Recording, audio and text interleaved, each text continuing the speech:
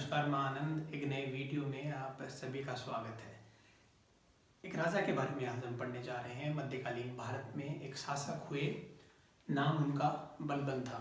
1246 से 1286 के बीच में उनका चरम समय रहा।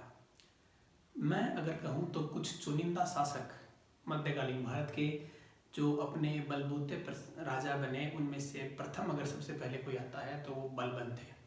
1232-33 में बलबन को बगदाद के एक नागरिक ने यहाँ पे बेच दिया था। भारत आए बलबन, इल्तुतमिश ने उनको खरीदा और अपनी योग्यताओं के बल पर वो जो साम्राज्य है उसमें हिस्सा बनने में सक्षम हुए। बलबन का एक नाम और था। ये जानने से पहले मैं आपको बता दूं कि अगर आप हिस्ट्री पढ़ना चाहते हैं तो हमारे यूट्यूब चैनल को सब्सक्राइब कर लीजिए। डेली एक क्वालिटी वीडियो जो एग्ज़ाम पर्सपेक्टिव के लिए आपके लिए इम्पोर्टेंट है वो हमारे यूट्यूब चैनल पर आता है। चलिए शुरू करते हैं बलबन से। ठीक है, बलबन का वास्तविक नाम उलुग खान था। क्या नाम था? उलुग खान। ठीक है, और बलबन जो है वो शासक बने 1266 में। कब बने? 1266 में। 1246 से ही वो जो राज्य की सत्ता है उसका हिस्सा बन चुके थे, लेकिन अवसर मिला उनको 20 साल बाद 1266 में।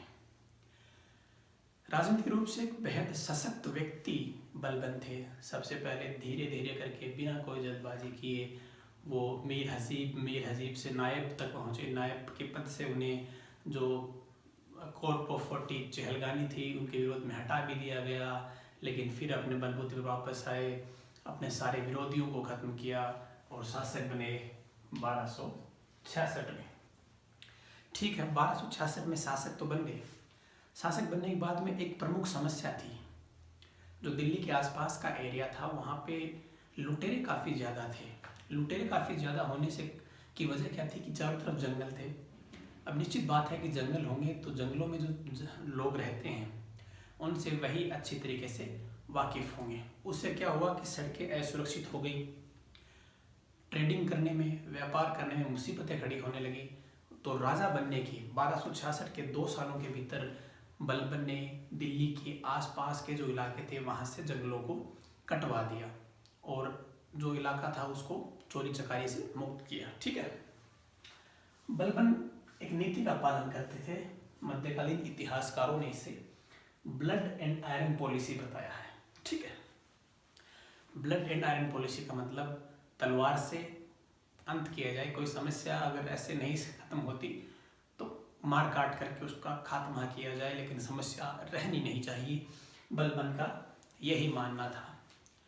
कुछ ज़्यादा सैन्य अभियान बलबन के रहे नहीं। एक 1280-82 के दौर में तुगरेल के खिलाफ उनका 2 साल का एक जो है वो सैन्य कार्रवाई उनकी थी, वो एक प्रमुख रूप से आप मान सकते हैं तुगरेल के खिलाफ 1280-82 में। लेकिन एक अच्छी चीज़ जो बलबन करके गए, उन्होंने दीवानी अर्ज की स्थापना की। अब दीवानी अर्ज क्या है? दीवानी अर्ज आज जैसे अपना सेना है उसी हिसाब से उस समय जो सेना होती थी उसके लिए एक अलग डिपार्टमेंट बलबन ने बनाया, नाम उसका दीवानी अर्ज। अगर कोई आपसे पूछे कि दीवानी अर्ज की स्थापना किसने की तो इसके स्थापक थे बलबन। ठीक है, आगे चलिए। इन्होंने 2 प्रथाएं लागू की, एक तो सजदा और एक पाबूस। बलबन क्या है कि जब शासक बने तो वो इतने रूप से अनुशासित व्यक्ति थे। उन्होंने शराब पीना छोड़ दिया, कोर्ट के अंदर हंसना छोड़ दिया, किसी सामान्य व्यक्ति से बोलना छोड़ दिया और एक एटमोस्ट डेकोरम का पालन जो है बलबन अपने काल में किया करते थे। 2 नई प्रथाएं उन्होंने लागू की। कौन कौन सी? एक तो सजदा और एक पाबूस।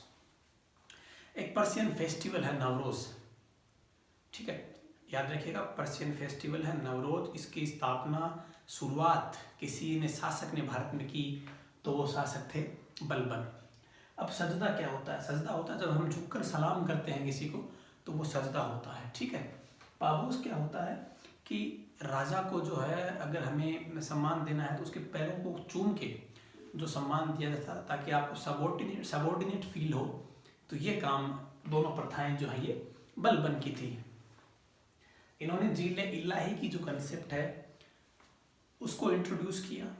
यानी कि मैं खुदा का स्वरूप हूँ, ये उन्होंने कहा। और अमीर खुसरो जो एक काफ़ी प्रसिद्ध कवि थे, अलाउद्दीन खलजी के कोर्ट में भी थे, उनकी उपस्थिति बलबन के कोर्ट के अंदर भी थी। अगर आपसे पूछा जाए दोनों ऑप्शन आपके हों तो निश्चित रूप से इस बात का ध्यान रखिएगा, अमीर खुसरो की उपस्थिति बलबन के कोर्ट में तो थी ही थी, अलाउद्दीन खिलजी के कोर्ट में भी थी। अलाउद्दीन खिलजी ने उन्हें तूती हिंद की उपाधि दी थी। ठीक है, उम्मीद करते हैं आपको हमारा ये शॉर्ट और स्वीट वीडियो पसंद आया होगा। कमेंट करके ज़रूर बताएं। धन्यवाद आप सभी का।